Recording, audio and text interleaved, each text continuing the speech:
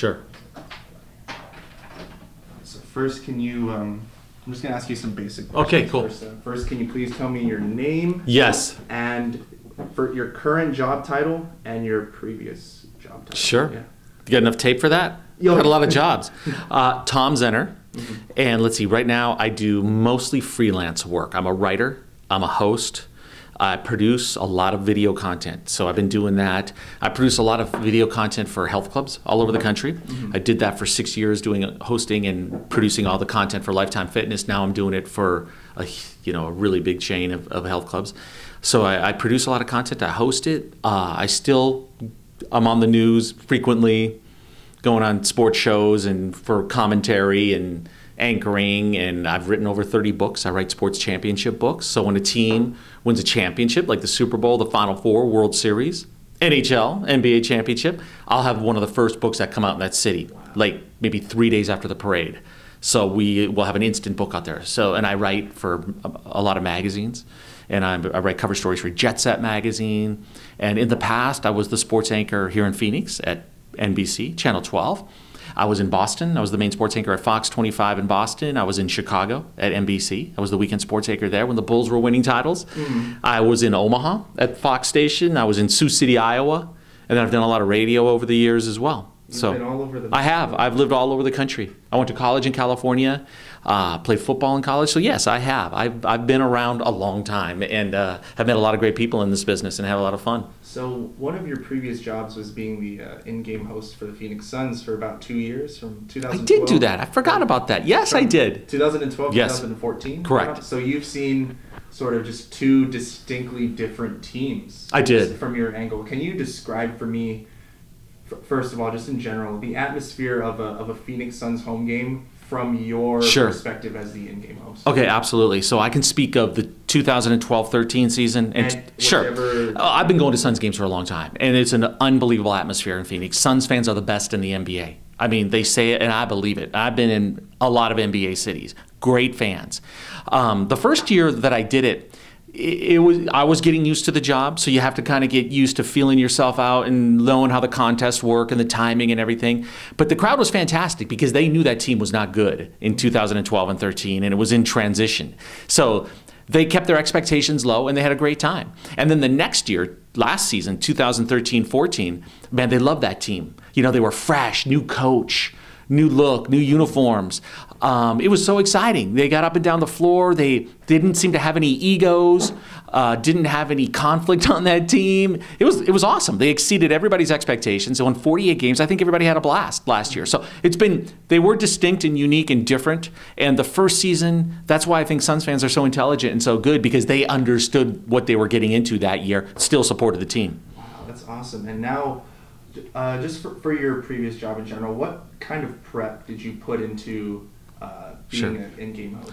I wanted the energy to be authentic every time I did it, and I wanted to treat every single time out, or every time I got the crowd fired up, important. Like it was the most important one I've ever did. You know, I never took any of them for granted. Everyone was different, and I felt a responsibility to get that crowd fired up, whether it was during a timeout, if I was emceeing a contest. Plus, I wanted to make sure that the sponsors were getting their money's worth and being mentioned properly and dropping their names where they had to be and doing the call to action for them. So I took it very serious. So I would show up at the game about 5:15, 5:30, get the notes for that night, know the script of what we were doing essentially, when the appearances were coming, and I would make notes on everything and just be ready to go. But I've been a host for a long time, so I know how to process that information. And part of what you have to do as an in-game host, you have to be spontaneous. You have to recognize the energy of the crowd and what's needed at that moment. And plus, you just have to have a big booming voice, and you can't be afraid. You got to just get out there and do it.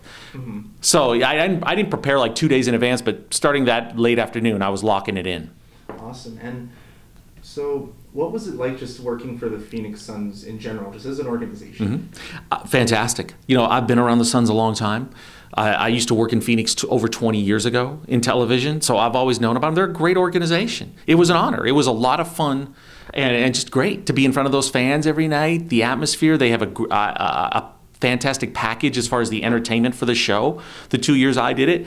So it was great. Everything about the Suns I'm a huge fan of. The way they run the team, the way they treat their players, the way they treat their fans, everything. All right, and you said you've been to plenty of other NBA cities. What were some of the other cities that you've been to? Oh, well, I went to every home game for Michael Jordan for 3 years. Chicago. Oh, yeah, Chicago. But you can't really compare anything to Chicago at that time because there's never been anything like it, and there never will be anything like it because of Michael Jordan, because of Dennis Rodman, the rock star culture of those Bulls. It was unbelievable. So you can't compare anything to that. Games in Boston, Minnesota, Portland. I've been there almost every arena, and the atmosphere for the Suns when they're rocking and that team is playing well is as good as any. It's awesome.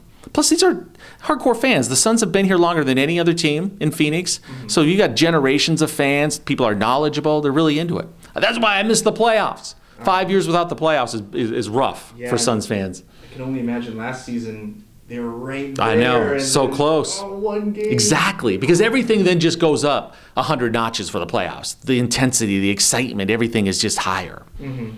And now just from working with the Suns, what were some of the things that you just observed as an employee, just from within the organization?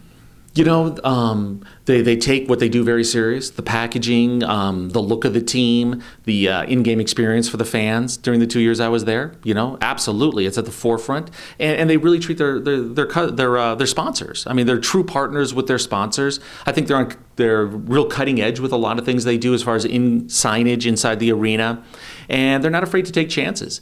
But so that's why I know the Suns are going to really do some good things this offseason, because this past year wasn't a true representation of what that franchise is. So I think they're going to be back bigger and better than ever next year. But I enjoyed working with everybody there.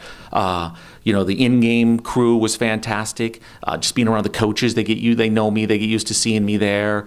You know, management, everybody. You know, you just feel like you're part of a team there. That's awesome, man. So you told me you've been going to Suns games for a long time. So you've gone, have you gone this season at all? Oh, yeah. I went to a few. I have my son, my 6-year-old son, is probably the biggest Suns fan there is. And he's the biggest Gerald Green fan there possibly could be. Oh, yeah. So, no, my son is encyclopedic with his knowledge about the NBA. He's unbelievable. I mean, he is such a hardcore sports fan. So he and I went to probably 6 games.